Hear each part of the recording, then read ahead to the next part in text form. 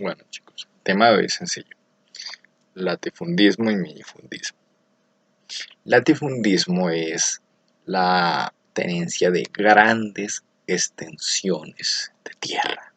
Especialmente es tierra fértil, ya sea para ganado o para agricultura.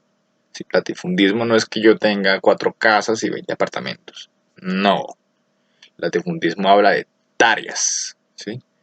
De hartas fincas, de cientos de hectáreas seguidas o una misma finca de cientos de hectáreas. Latifundismo es la posesión de esas grandes extensiones de tierra, ya sea en un departamento o en varios departamentos. Una persona puede tener varios latifundios. ¿Listo? El minifundismo es lo que normalmente conocemos la finca, la finca de la abuela, ya sean fincas chiquiticas de paseo o sean fincas. Uno dirá: ay, tengo una finca de 20 hectáreas. Eso no es una finca grande.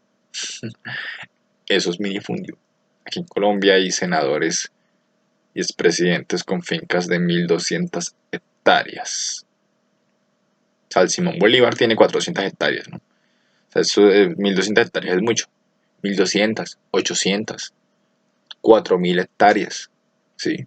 Entonces, 4000 hectáreas, ¿no?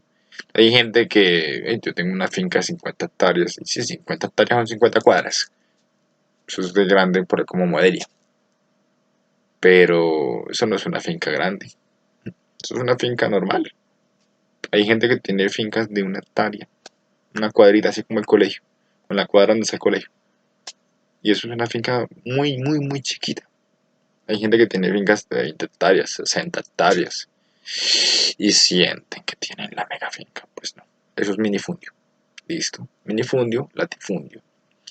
Eso genera una cantidad. Es decir, no hay nada de malo en que usted sea rico, no hay nada malo en que usted tenga tierras. El problema es que la capacidad de producción del latifundista es superior. Porque para que usted tenga todas las tierras, usted tiene cómo mantenerlas.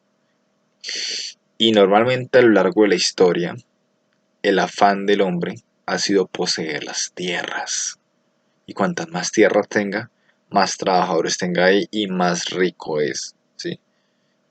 Después de los españoles quedamos en una especie de latifundio, de latifundios. Y la gente que quedó viviendo en esas fincas, en esos latifundios, pues quedó sin tierra. Hicieron la independencia, pero pues ellos no, ni bebieron ni comieron del botín.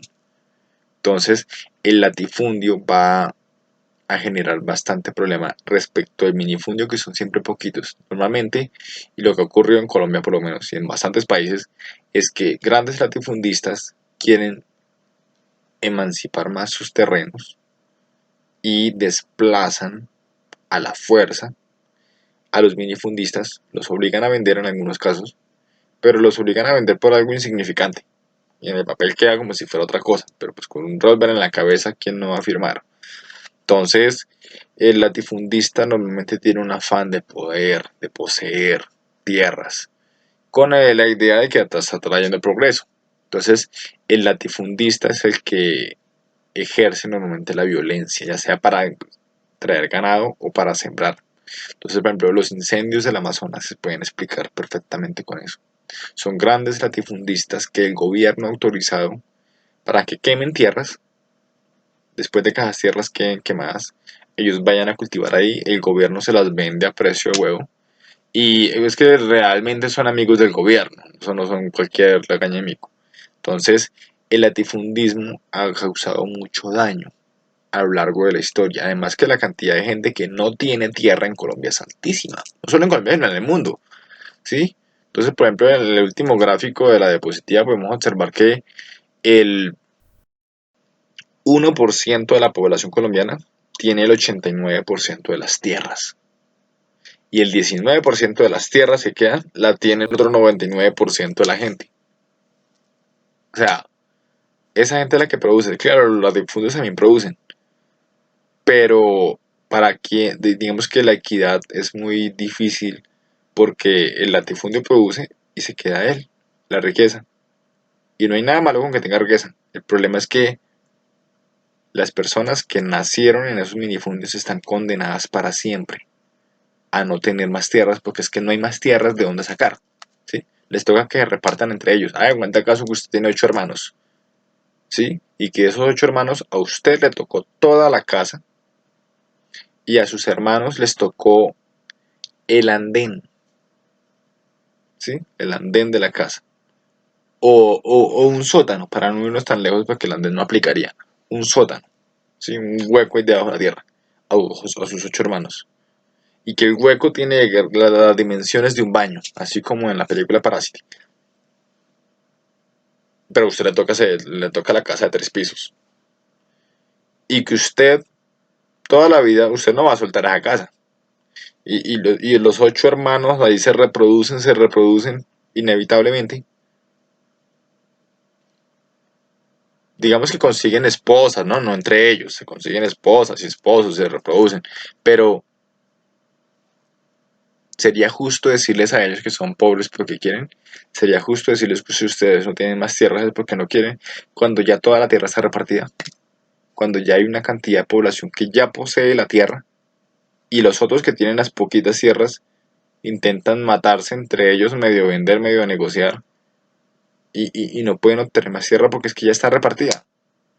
Entonces, y está repartida porque desde el principio esos grandes terratenientes no es que hayan empezado de abajo, esos grandes terratenientes heredaron la tierra desde los tiempos españoles y en diferentes países ha sido así, en el Imperio Romano también fue así, en los diferentes imperios, en Egipto, sí, siempre fue una imposición en la que alguien se quedó con muchas tierras a la fuerza, desplazó a los campesinos o los dejó viviendo ahí pero los dejó sin tierras para siempre. En el feudalismo era la misma historia.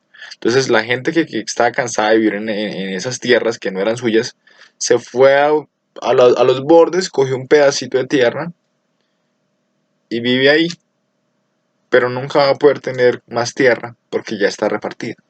Entonces esa es la importante distinción entre latifundismo y minifundismo. El latifundismo normalmente ha sido violento y el latifundista está asociado con otros latifundistas para permanecer con la cantidad de tierras y no cederle más a los minifundistas que están condenados a ser minifundios para siempre, porque el resto de tierra ya está repartida. Listo. Eso es el tema de hoy.